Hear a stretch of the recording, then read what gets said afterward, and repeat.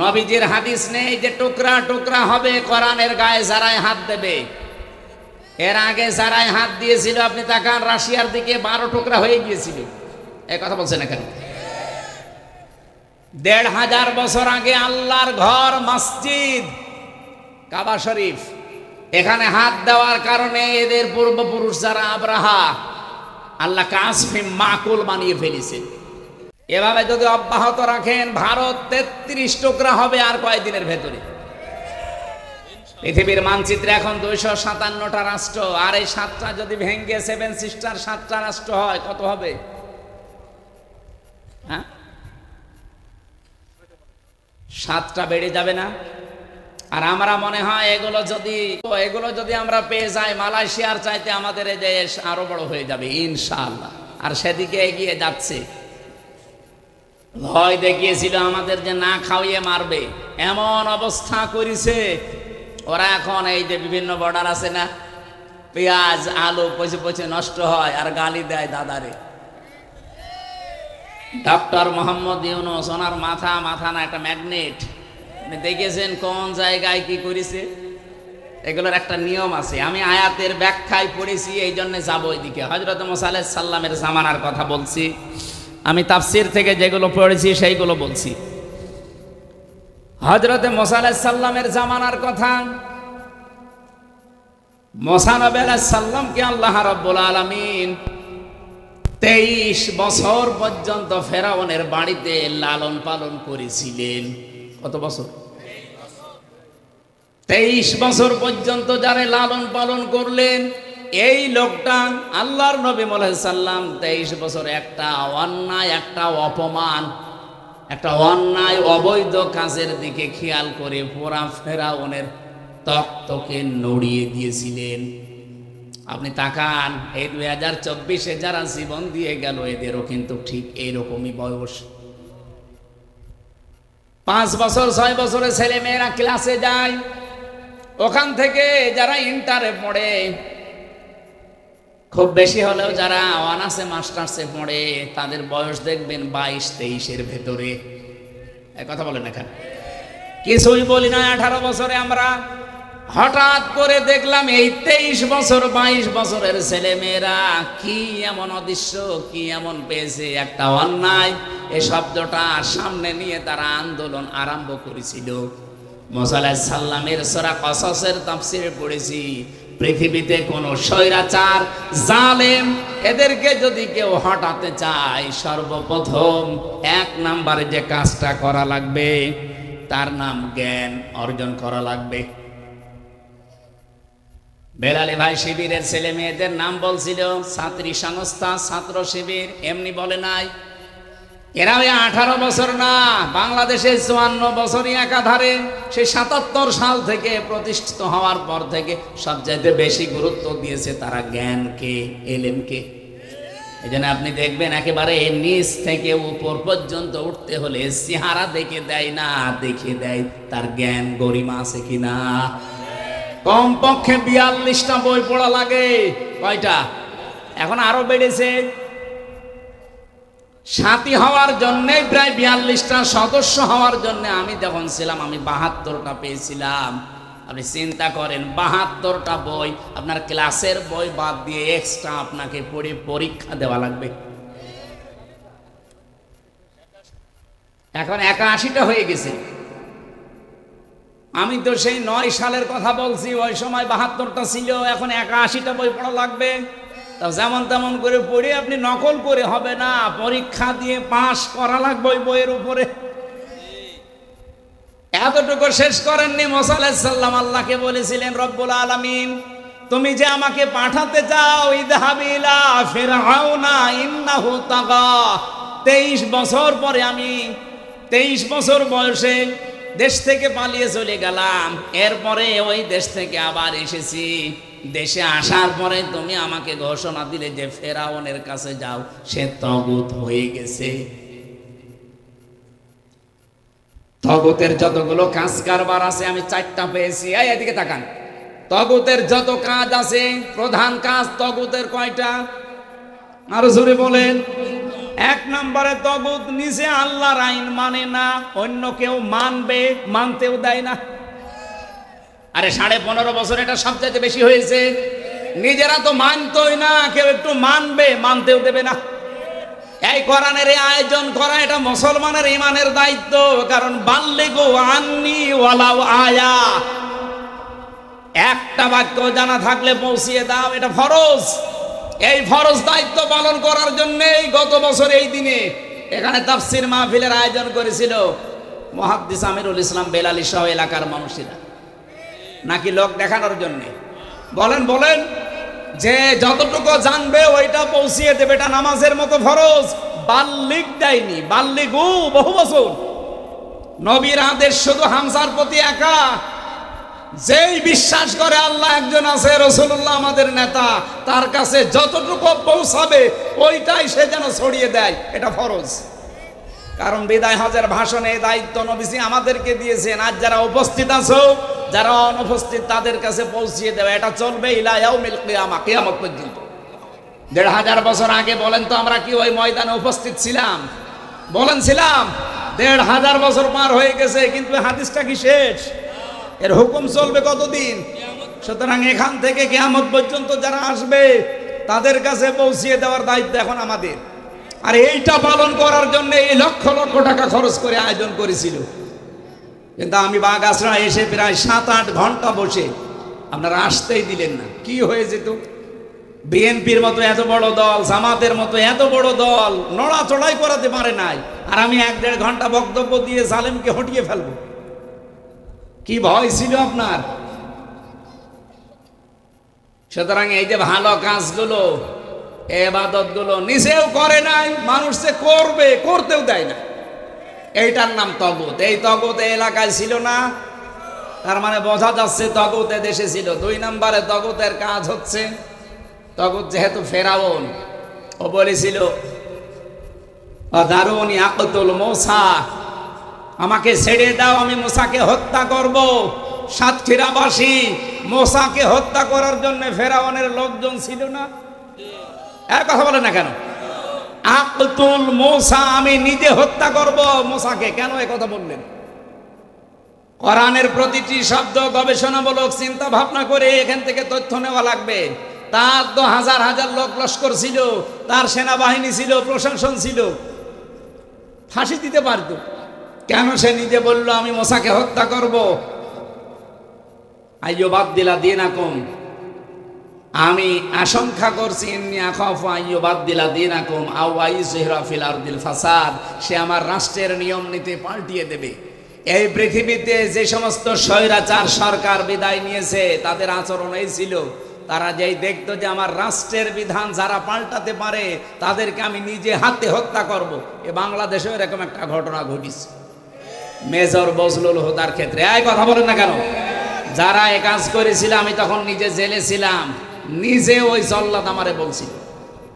মারা গেছে লোকটা, ওই যে শাহজাহান, প্রথম দিন সে তার সাথে আমার দেখা।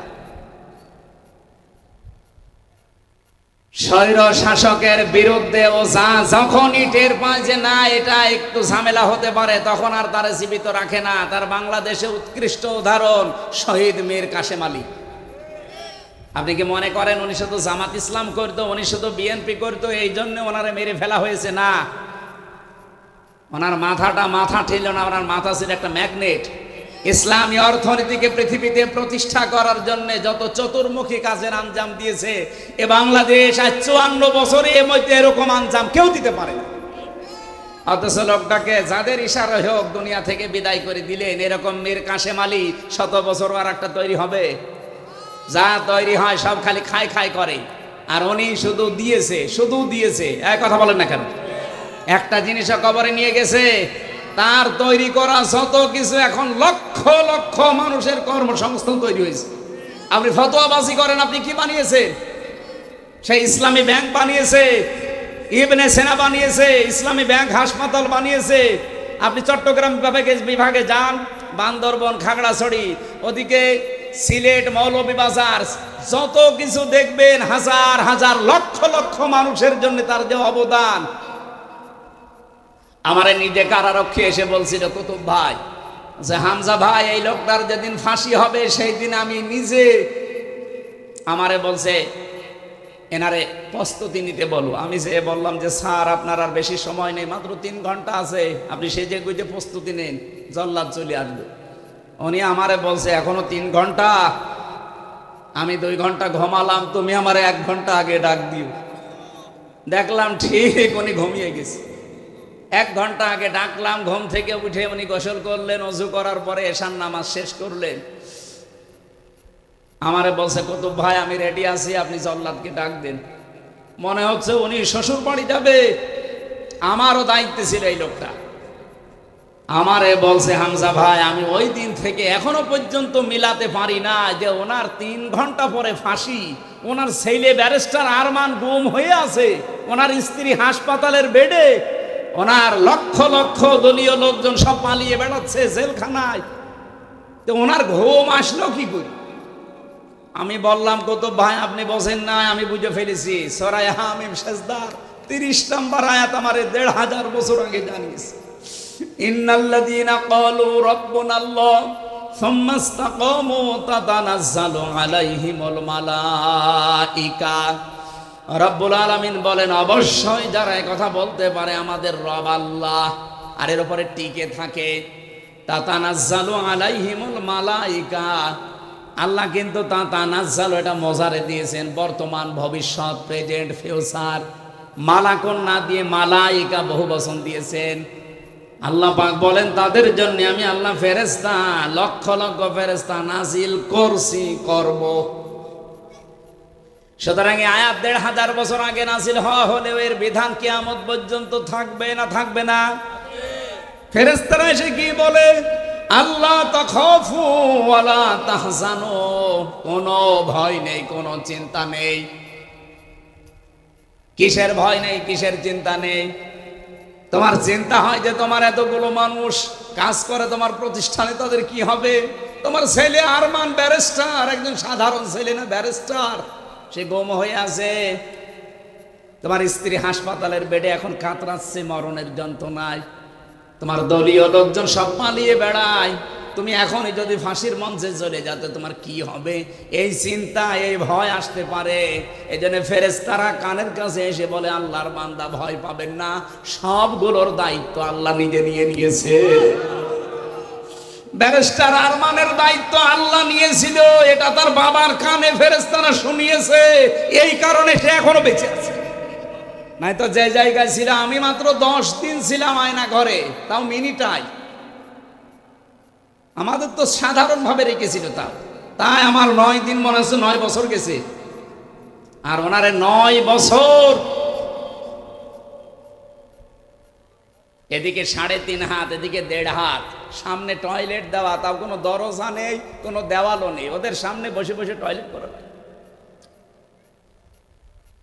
এইভাবে হাত বেঁধে দেয় চেয়ারে। আমি নিজে দেখেছি, আমার সামনে নিয়ে গেছে একজনে, আমারও মাটির নিচে নিয়েছিল, হাত পা বেঁধে চোখ বেঁধে। আমার চেয়ারে বসাইনি, কিন্তু আমার আগে যারে নিয়েছিল ছাত্র দলের একজনকে, সে বলছিল যে আমার চেয়ারে বসিয়েছে, এই হাতের সাথে আর পায়ের সাথে ক্লিপ লাগিয়ে দেয়, এই গলার সাথে বেল্ট বেঁধে দেয়, একবার শুধু সুইচ টিপ দেয়, 1 মিনিটে 120 বার ঘোরে। আপনার মাথার মগজ সব এলোমেলো হয়ে যাবে, 1 মিনিট পরে মনে হবে আমি 10টা দুনিয়া দেখতে পাচ্ছি। টয়লেট করার জন্য 24 ঘন্টায় মাত্র 1.5-2 মিনিট সময় দিত। 1.5-2 মিনিটে মানুষের টয়লেট হয়। আমার সাথে মুফতি ফখরুল ভাই ছিল, উনি বলছিল হামজা ভাই আপনার সাথে কি করেছে আমি জানি না, আমার র্যাবে তুলে নিয়ে গিয়েছিল ওই মাটির নিচে, ওটা উত্তরাতে, মাটির নিচে নিয়ে এই যে পায়ের ভেতর দিয়ে ভাবে হাত দিয়েছে, দিয়ে সামনে লোহার ব্যারিকেড দেওয়া, ওর সাথে হাতে হ্যান্ডকাপ লাগিয়ে দিয়েছে। 24 ঘন্টা বসে থাকতাম। এই যে শুয়ে থাকা, এটা যে কত বড় নিয়ামত আমি এখন টের পাচ্ছি। সকালে কয়টা পচা ছোলা দিয়ে যেত, আর দুপুর বেলা 1 মট ভাত দিত, তা মনে হচ্ছে কেউ মাখিয়ে দিয়েছে। আর এখনো পর্যন্ত অনেক জালেম স্ট্যাটাস দেয় যে বুবু কি করেছে, যে বুবুর পালানো লাগলো, তোমার সাথে তো করেনি, তোমার বাবারে যদি এভাবে 10 বছর গুম করে আয়না ঘরে রাখতো তুমি টের পেতে। কথা বলে না কেন? এখনো জালেমের পক্ষে সাফায় গান আপনি মানুষ।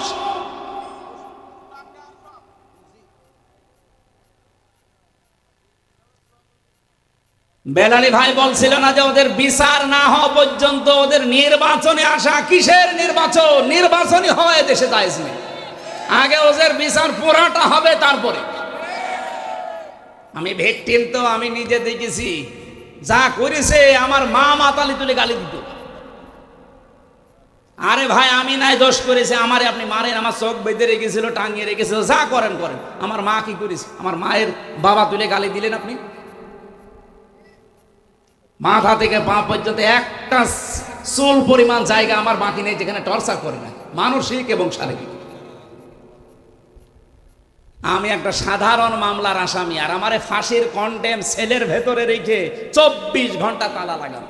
মনে হচ্ছে আমি কি করেছি, অথচ ফাঁসির আসামি ওখানে রাখা হয়, যারা মার্ডার মামলার আসামি তাদের।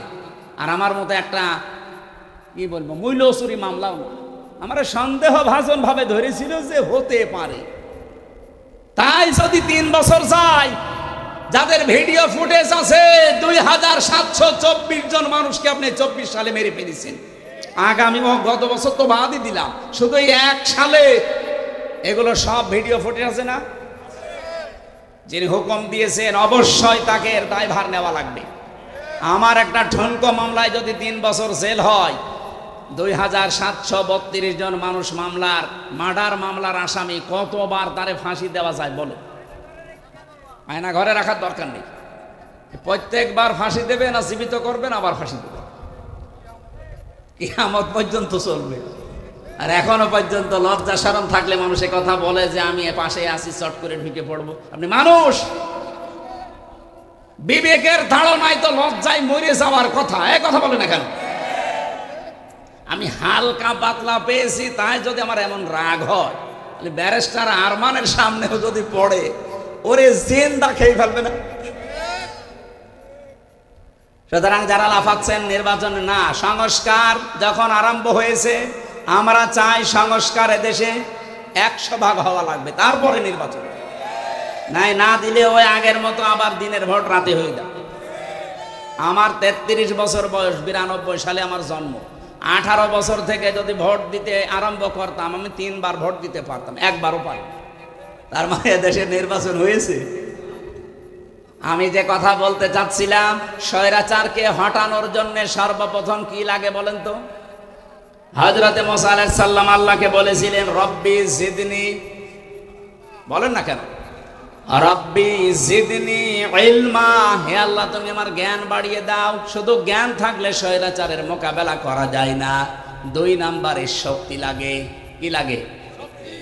আল্লাহ রাব্বুল আলামিন এইটা জানিয়েছেন, সাহস লাগবে, শক্তি লাগবে। ক্বালা রাব্বি শরহ লি সাদরি ওয়ায়াসসির লি আমরি ওয়াহলুল উকদাতাম মিন লিসানি ইলা আখির আয়াত।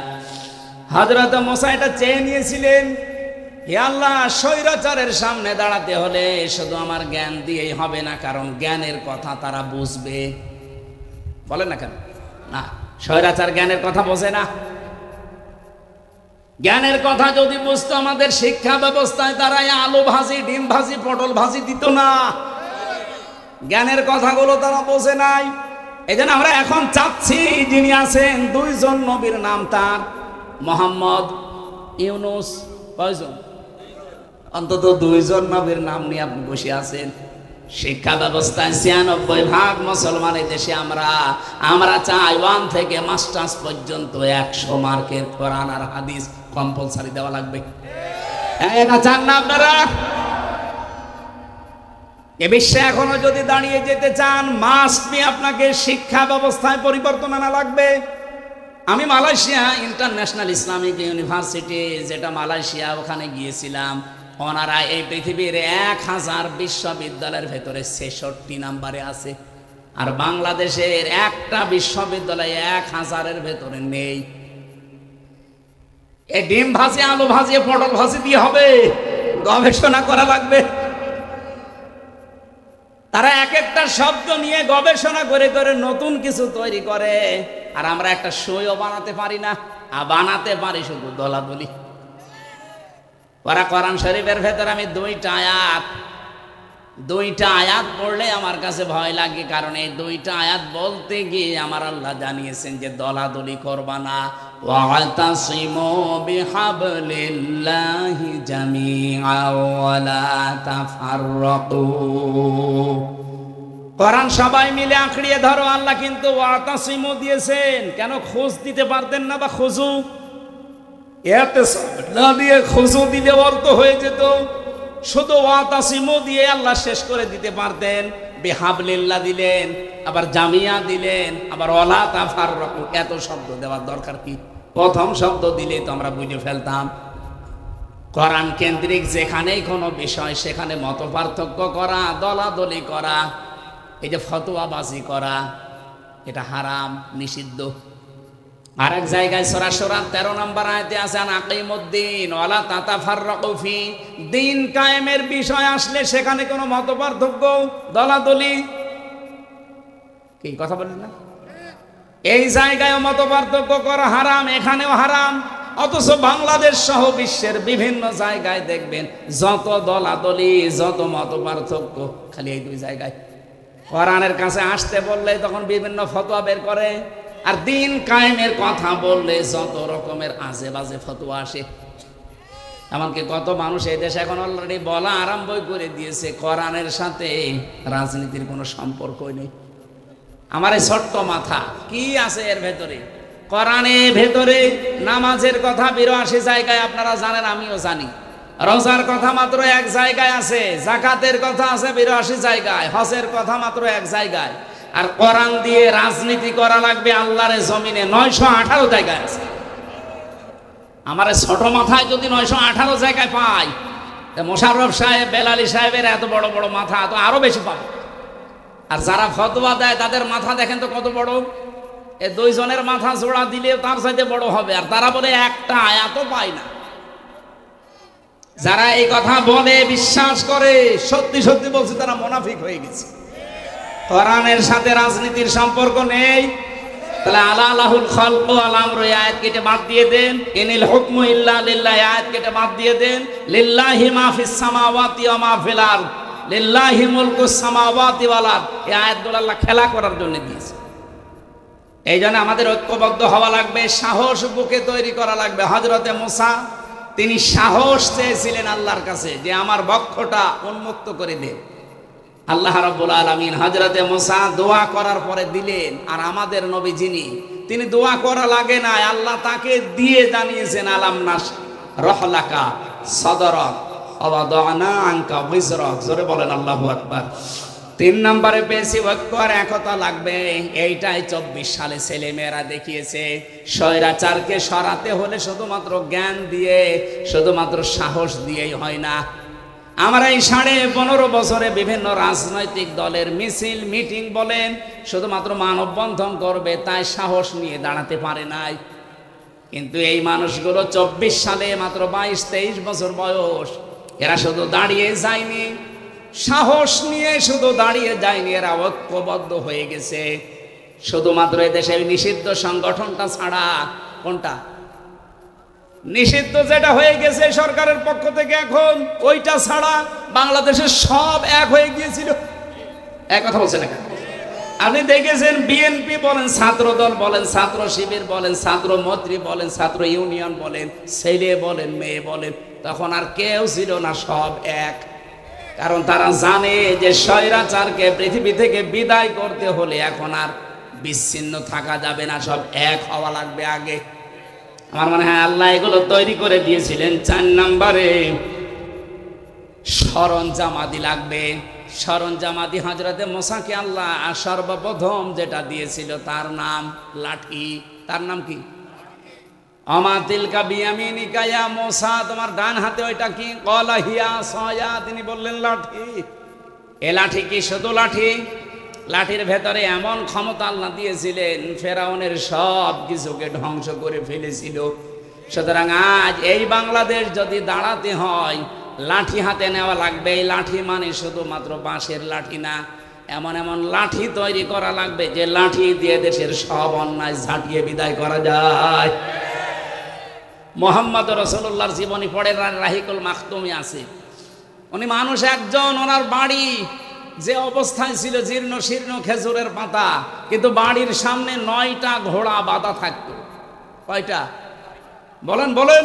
ওনার বল্লভ ছিল, তীর ছিল, ওনার জুলফিকার ছিল, ওনার যতগুলো জিনিস লাগে নিজেকে আত্মরক্ষা করার জন্য, একজনের তো একটা হলেই হয়, তিনি 8 double 10 double 10 double 12 double 17 double পর্যন্ত রেখে দিতেন। কেন? আজ বাংলাদেশ 54 বছর হয়ে গেল, একটা অ্যাটম বোম বানাতে পারে না। পাকিস্তানে আছে, দাদারা একটু ভয় পায়। এই কথা বলছে না কেন? আমাদের মনে হয় আমাদের সামনে অন্তত এরকম কিছু তৈরি করা দরকার, নয়তো ওই দাদাদের কাছে কিয়ামত পর্যন্ত থাপ্পড় খাওয়া লাগবে আর দাঁত পড়বে। আমরা সামনে দাঁড়াতে চাই না, বলেন বলেন? এই জন্য সরঞ্জামাদি তৈরি করা লাগবে। ওয়াউদ্দু লাহুম মাস্তাতাতুম মিন কুওয়াতিন ওয়া মির রিবাতিল খাইল তুরহিবুনা বিহি আদুওয়াল্লাহি ওয়া আদুওয়াকুম। হে নবী, ইসলাম ধ্বংস করার জন্য ওরা যেটা হাতে নেয় ওইটাকে উল্টিয়ে আপনি ইসলামের পক্ষে কাজে লাগাবেন। সুতরাং আজ ওরা যা যা হাতে নিয়েছে ওইটাই উল্টিয়ে এখন ইসলামের পক্ষে কাজে লাগাতে হবে। 4 নাম্বার 5 নাম্বারে পেয়েছি আমি, সাহায্য লাগবে আল্লাহর। শুধু সরঞ্জাম হলেই হবে না, সাহায্য লাগবে না। আল্লাহ রাব্বুল আলামিন হযরতে মুসাকে 6 নম্বরে বলেছিলেন, ক্বালা লা তাখাফা ইন্নানি মাআকুমা আসমাউ ওয়া আরা। তোমরা দুইজনে যাও, আমি দুইজনের সাথে আছি। শুধু দুইজনের সাথে আছি আল্লাহ এটা বলেন নাই। হযরতে মুসা মাঝখানে তিনি বলেছিলেন, ওয়াখি হারুন হুয়া আফসাহু মিন্নি লিসানা ফারসিলহু মা'ইয়া রিদান ইউসাদ্দিকুনি।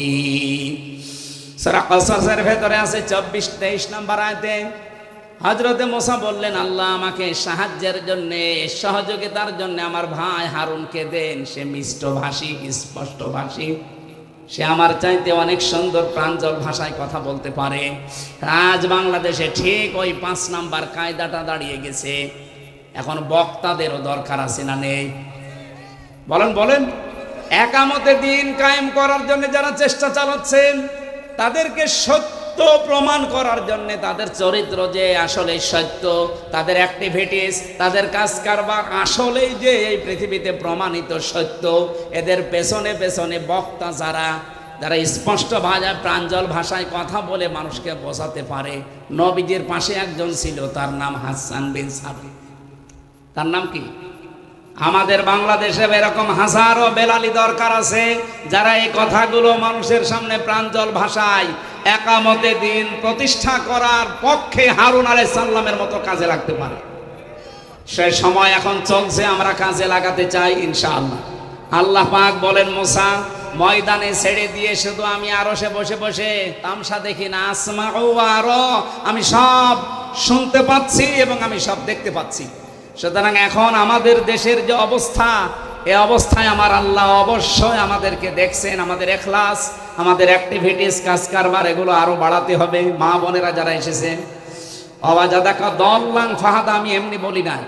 হযরতে মুসাকে আল্লাহ পাক বলেছিলেন, আসমাউ ওয়া আরা, আমি সব দেখতে পাচ্ছি এবং সব শুনতে পাচ্ছি। মুহাম্মদুর রাসূলুল্লাহকে আল্লাহ বলেছিলেন, হে রাসূল, আপনাকেও আমি দেখতে পাচ্ছি, আপনি পথ অনুসন্ধানের জন্য খোঁজ করতে আছেন, আপনি পথ সম্পর্কে অনবহিত আছেন, পথ সম্পর্কে আপনি জ্ঞাত নেই। আপনাকে আমি পথের দিশা দিয়েছি, সেই পথের দিশা এখন সামনে আসতেছে। এই পথ পাওয়ার জন্য একটাই মাত্র মাধ্যম, পথ, তার নাম কোরআন। তার নাম কি? কোরআনের এই মাদ্রাসা আপনারা যারা প্রতিষ্ঠিত করেছেন, আল্লাহ রাব্বুল আলামিন এখান থেকে আমাদের হেদায়েতের মশাল এবং পথ যেন প্রশস্ত করে দেন, বলেন আমিন।